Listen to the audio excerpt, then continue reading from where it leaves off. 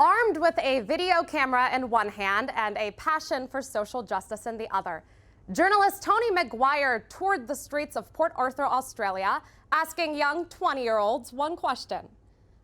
When's the last time your country experienced a mass shooting? Confusion. That's what he was met with. For the 20-year-olds of Australia have never witnessed a mass shooting. The Guardian of April 13th, 2016 explains that's because the last time there was one in Australia was 1996, and since then, the government has adopted policies to prevent another one from ever happening again. Conversely, 71% of Americans believe gun violence is just a regular part of American culture. And the New York Times of April 1st, 2016 explains, despite efforts from President Obama and members of the Democratic Party to push legislation in Congress, nothing has been passed. Considering that more toddlers have been shot in the United States than officers on the line of duty, more women killed than soldiers in Iraq and Afghanistan combined, today's question is literally a matter of survival. What should be done to curb gun violence in the U.S.? And the answer is, if the federal government won't pass any significant legislation, then three things must be done. First, we need to adopt more state-by-state legislation. Second, we need to combat the violence of the NRA. And finally, we need to treat gun violence as a mental health issue. When we talk about gridlock in the U.S. Congress, especially at a time when its approval rate is sitting at 9%, that's usually a concern of politics. Rarely do we discuss it as a social issue. Yet, the first step that needs to be taken in order to curb gun violence in the United States and bypass this congressional gridlock is by adopting legislation on a state-by-state level. The Law Center for Gun Violence Reform explains in a December 2015 publication that since the tragic massacre in Sandy Hook Elementary in 2012, the U.S. Congress has not passed a single piece of legislation due to gun violence. At the same time, 39 states collectively have passed 117 different pieces of legislation within their own states to combat gun violence, something accounting for more than 50% of the American population in just 15 of those states alone.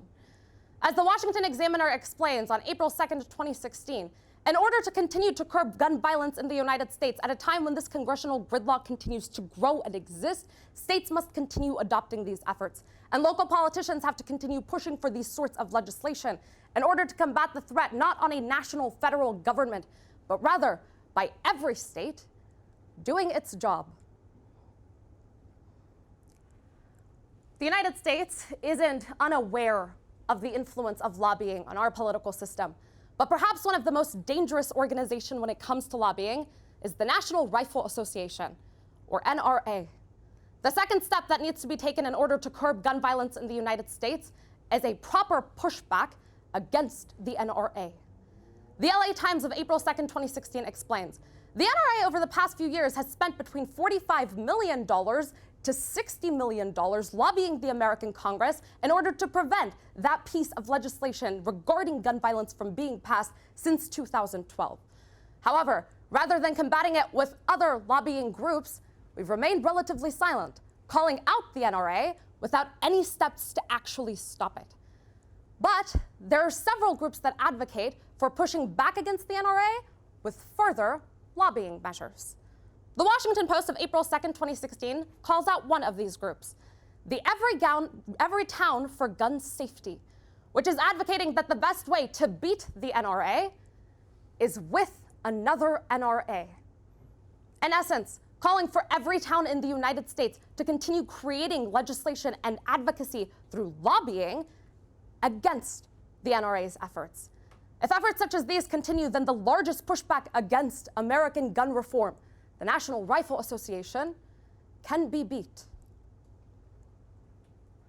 Upon being sworn in as Surgeon General of the United States, Dr. Vivek Murthy announced that the biggest public health issue we were facing was gun violence. The final step that we need to take in order to curb gun violence is to treat it as a health concern. This is particularly true when concerning mental illnesses, Because, as the New York Times of April 2nd, 2016 points out, nearly 1 in 5 Americans, 44 million people, will experience some form of mental illness throughout their lives. However, this idea, when it crosses over the path of gun violence, has been almost entirely ignored because of social stigma regarding Americans with these deep mental health issues. Yet, this is exactly where we can start combating these sorts of illnesses and this sort of violence. The Hill on April 6, 2016 explains, it's actually one of the only things that the US Congress is pushing for when it comes to gun reform, which is mental health reform. Not actual gun reform, but a step in the process to curb the amount of gun violence that exists in the United States by tackling it at one of its root causes. In essence, for years, the United States has ignored the tension between gun violence and mental health. And only when it recognizes the two as coinciding together can true reform be established at a time when other opportunities, such as restricting guns, is not being taken by the American Congress. Gun violence has been attributed largely with our generation. And so when returning to the question, what should be done to curb gun violence in the US? The answer is, at a time when the American Congress won't take the steps necessary in order to stop the large sale of guns in our country, we need to first adopt state legislations. Second, combat the NRA.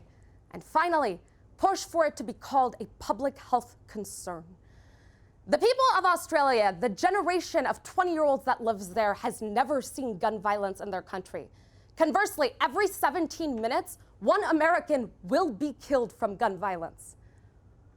Frightening, considering that by the time I have finished speaking, we will have been 21 minutes into this round.